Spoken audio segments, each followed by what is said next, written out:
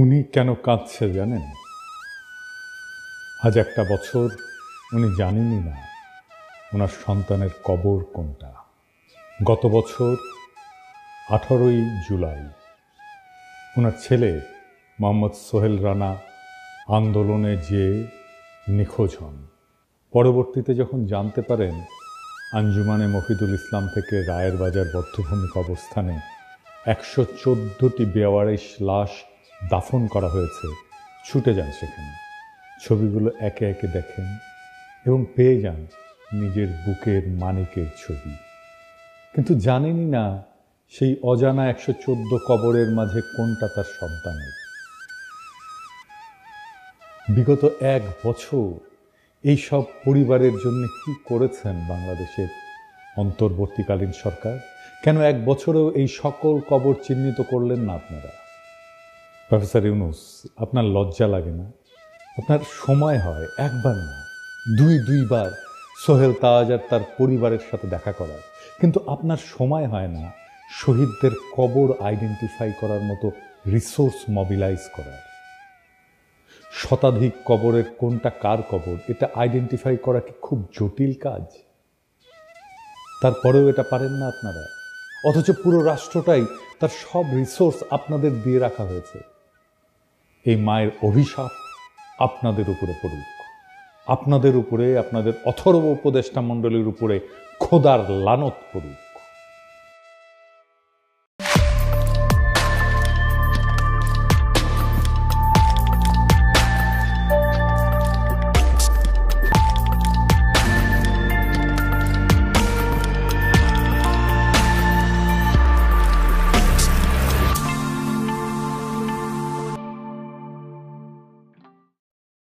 আমরা যখন ছাত্র রাজশাহীতে, তখন পাপিয়া ও রাজশাহী ইউনিভার্সিটির ছাত্রদল নেত্রী তুখোর বক্তা। পাপিয়া তখন ক্রেজ আর কি। পাপিয়া আসবে, বক্তৃতা দিবে, শুনলে পাবলিক ঝাইপে পড়ে। আমিও খালি শুনি পাপিয়া নামে এক নেত্রী আছে, হেভি বক্তি মাঝারে। এ তো শোনা হয়নি কখনো। তো এর মধ্যে পলিটেকনিকে ইলেকশন হবে, আমি কাজ করতেছি দিন রাত, এটি আমাদের ক্যান্ডিডেট আছে, ভালো ক্যান্ডিডেট, জিতবে আমরা জানি। হেভি গরম পড়িছে, রাজশাহীর গরম তো জানেন, চান্দি ফাটানো গরম। তো পাপিয়া আসিছে প্যানেল পরিচিতি অনুষ্ঠানে, গরমে ত্রাহি ত্রাহি অবস্থা। তো পাপিয়া বক্তৃতা দিতেছে ওই প্যানেল পরিচিতি। ছাত্রদল এই নির্বাচনে জিতবে, সেদিন ওরা যে কান্না করবে, সেই কান্নার পানিতে যে বন্যা হবে, সেই বন্যার পানিতে আমরা সাঁতার কেটে কেটে উল্লাস করব। ওই যে গরম, ওই গরমের চাইতেও বেশি গরম নিয়ে আমরা বিজয়ী হব। এর মানে কি? সেই দিন বাগে খেয়েছে, তারপরে 36টা বসন্ত পার হয়ে গেছে, তাও গরমের চাইতে বেশি গরম। এই কথার মানে বুঝি নাই। আপনারা বুঝিছেন? হ্যাঁ, বুঝেন নাই? এই জন্যই কবি পুলক বন্দ্যোপাধ্যায় লিখেছিল, তুমি কি যে বলো বুঝি না, তোমার মুখের পানে চাহিলে আমি কিছু শুনি না। তুমি কি যে বলো বুঝি না। আল্লাহর কি অসীম কুদরত। কিছুদিন আগে এই গরমের উপরে থাকা কথাটার মানে বুঝেছি। এটা নাটকের ক্লিপ দেখে আপনারাও শুনেন। এই যে এটা আমার চেহারা ছবি মাশাআল্লাহ ভালো। তো যাই হোক, ক্যাবলা কোন দিকে? ক্যাবলা কি? আরে পশ্চিম। এইদিকে। এইরকম টেলিভিশন দেখি নাই, টেলিভিশনটা একটু ছাড়ো তো। এটা টেলিভিশন না। তাহলে এটা কি? এটা জানার আপনার দরকার নাই, গরম লাগলে খবর দিন। আমি তো গরমের উপরে সব সময় আছি। হ্যাঁ, পাপিয়া এখনো গরমের উপরেই আছে, বুঝছাও? তো ইলেকশনে ছাত্রদল জিতে নাই, ছাত্র ইউনিয়ন জিতেছিল। তো বিপি সহ কয়েকটা আসনে। এখন কইতে পারেন এই হারমোনিয়াম পার্টি ছাত্র ইউনিয়নে আবার জিতেছিল বিপি ইলেকশনে। ওই সময় মানে 90-এর ছাত্র ইউনিয়ন আলাদা ছিল। ওই সময় রাজশাহী কলেজে ছাত্র ইউনিয়নের ভিপি, পলিটেকনিকে ছাত্র ইউনিয়নের ভিপি, বিআইটিতে ছাত্র ইউনিয়নের জিএস, আর রাজশাহী মেডিকেল কলেজের ছাত্র ইউনিয়নের জিএস তো আমি ছিলাম। তো যাই হোক, পাপিয়া আবার বিএনপি হারানোর কোশিশ করিচ্ছে। দেখেন প্রবাসীদের ভোট নিয়ে কি বলে। থেকে এসে কেউ যদি মেম্বার হয় সেটাকেই মানতে চায় না। আবার প্রবাসী ভোটাররা রেমিটেন্স দেয়, তো তাদের পরিবারের জন্য তারা টাকা পাঠায়, তাদের পরিবার ভিটামাটি বিক্রি করে ছেলেকে বিদেশ পাঠায়। তো সে তার দায়িত্ব আছে তার পরিবারকে টাকা পাঠানোর। তার জন্য বাংলাদেশের রাজনীতিতে অংশ দিতে হবে, ভোটার বানাতে হবে। কে বলছে?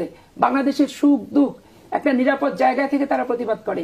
আমাদের মতো রং পানি থেকে, রিমান্ড থেকে, লোহার রড থেকে থেতলা করা, আর পুলিশ পিটানি, আর দিনের পর দিন 40 দিন 50 দিন থানা ও থানা করে বেঞ্চের উপর বসায় রেখে রিমান্ড কার্যকর করা, এগুলো কি প্রবাসী ভোটাররা কখনো তারা কি ভুক্তভোগী? তো ভুক্তভোগী না তো ভোটার ভুক্তভোগী হতে যাবে কেন? ভোটার অংশ তার হতে যাবে কেন? এগুলো মাঠ থেকে কি সুপারিশ আসে এটা আগে বুঝতে হবে। বিএনপির রিজভি ভাই কইছিলেন আওয়ামী লীগে কি একটা ভদ্রলোক নাই, কিন্তু রিজভি ভাই এরকম মূর্খ আর উন্মাদকে কেন দলে রাখিছেন?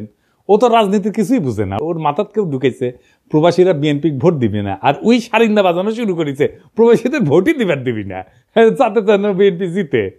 প্রবাসীরা জেল জুলুম সহ্য করে না, তাই ভোট দিবার পারবে না। হ্যাঁ, ওই এখনো গরমের মধ্যে আছে।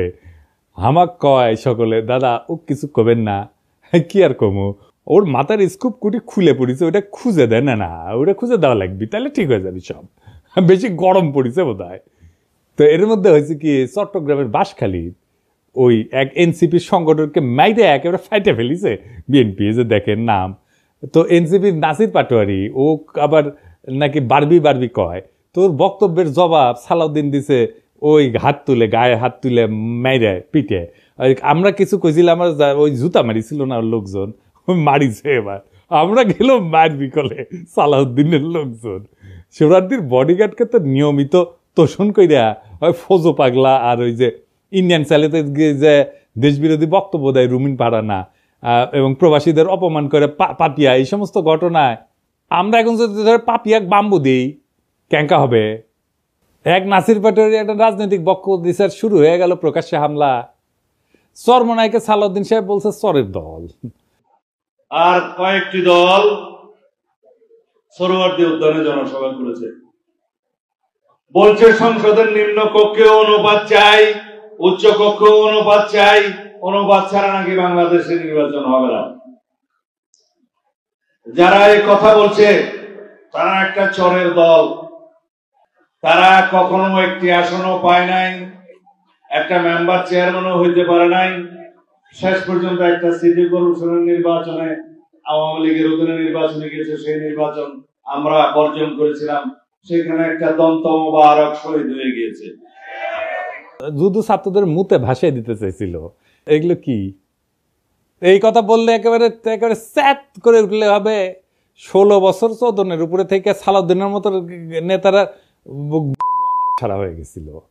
কক্সবাজারের নাকে খদ্দিয়া বদিয়ার বাইকটা জাফরের ভয়ে রাজনীতি করিছে, ওগুলো জানি না আমরা। আর আজ জুলাইয়ের এক তরুণের রাজনৈতিক বক্তব্যের জবাব দিচ্ছে গায়ে হাত তুলিয়া, গাড়ি বাওয়ারে হামলা কইরা, পথসভার মঞ্চ ভেঙে দিয়া।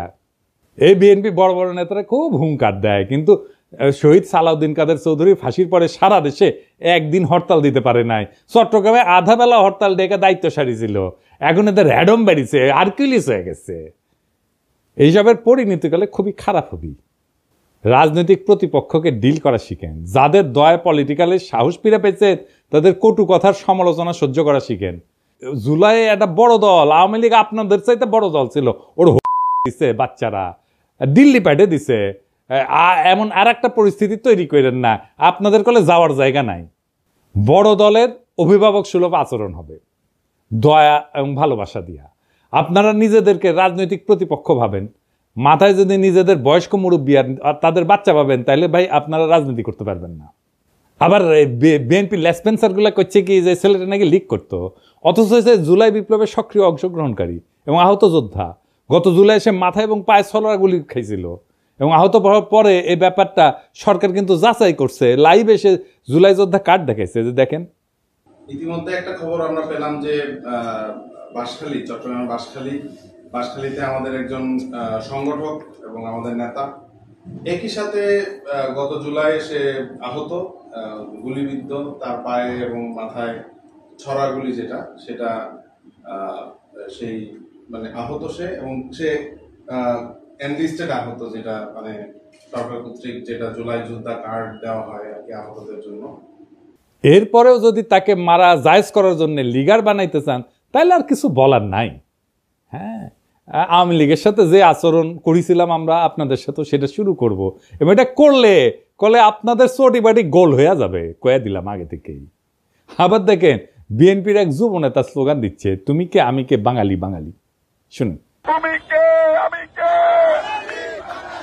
সে কে সে কে, তুমি কে আমি কে, সে কে সে কে। বিএনপির আদর্শ হইতেছে বাংলাদেশি জাতীয়তাবাদ। বাঙালি জাতীয়তাবাদকে পরাজিত করে বাংলাদেশি জাতীয়তাবাদের প্রবক্তা ছিলেন শহীদ জিয়া, এবং এটা শহীদ জিয়ার অরিজিনাল আইডিয়া, কেউ কয়া দেয়নি। শহীদ জিয়ার রাজনীতিকে এরা কব্বর দিয়ে দিল। এরা বিএনপিকে আওয়ামী লীগ বানায় ফেলতেছে। সাবাস বাঘের বাচ্চা, ওই ভাবিচ্ছে যে এই কইরা লীগের ভোটগুলো টানবি, কিন্তু ওর যে নিজের ভোটগুলো জয় বাংলা হয়ে যাবে সেই খবর আর নাই। তো এই নয়ন সম্পর্কে শোনা যায় নাকি প্রচুর চাঁদাবাজি করেছে, জানি না। নয়ন তুমি কিছু মাইন্ড করো না, শুনিচ্ছি আর কি, সত্য মিথ্যা জানি না। তবে নয়নের কাছেও এই অনুসন্ধানী সাংবাদিক ওই চান্দা চাইছিল, এটা নয়ন নিজেই কইছে, শুনেন। উনি তো সেনাবাহিনীর মানে বহিষ্কৃত কর্মকর্তা, উনি সেনাবাহিনীতে চুরি করেছে, উনি মাদক এডিক্টেড, যে কারণে ওনার চাকরি চলে গিয়েছে। উনি তো আমার কাছে চাঁদা চাইছে, আমার কাছে লোক পাঠাইছে চাঁদার জন্য। ভাই নয়ন, তুমি ওরা গুরু মানো, তুমি ওরা গুরু মানো, তোমার কয় চান্দা, তোমার কাছে যদি চান্দা চায় তাহলে কি অবস্থা চিন্তা করো। যাই হোক, গতকাল জামাত মহাসমাবেশ করেছে। তো এই সমাবেশের তাৎপর্য কি, মেলাজন মেলা হিসাবপত্র দিচ্ছে। আমি হিসাব নিয়ে পরে আসিছি, পরে একটা এপিসোড করবো নি যদি টাইম পাই। আসেন এমনি সমাবেশের তাৎপর্যটা বুঝে দেখি। তো ওই গতকালকে ওই যে বাঙালি জাতীয়তাবাদ এবং জয় বাংলার লোকেরা, এদের কিন্তু গভীর বেদনার দিন ছিল। তারা মুখে কিছু কয় নাই, কিন্তু আমি জানি তাদের হৃদয়ের ভিতরটা থমথম করেছিল। এবং অনেকের জন্যেই, যারা 1971-কে মুক্তিযুদ্ধকে এখনো অন করে, তাদের জন্য একটু অস্বস্তিকর দিনটা। কেন জানেন?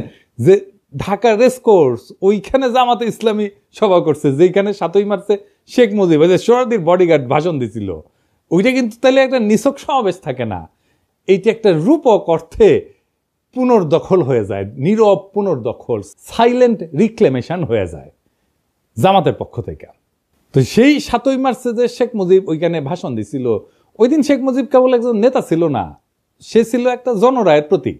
বাঙালি মুসলমান নিজেদের প্রয়োজনে ভোট দিয়া তারে মুজিব বানাইছিল, নেতা বানাইছিল। এভাবেই কিন্তু নেতা বানায়, নেতা তৈরি হয় না, নেতা বানায় জনগণ বানায়।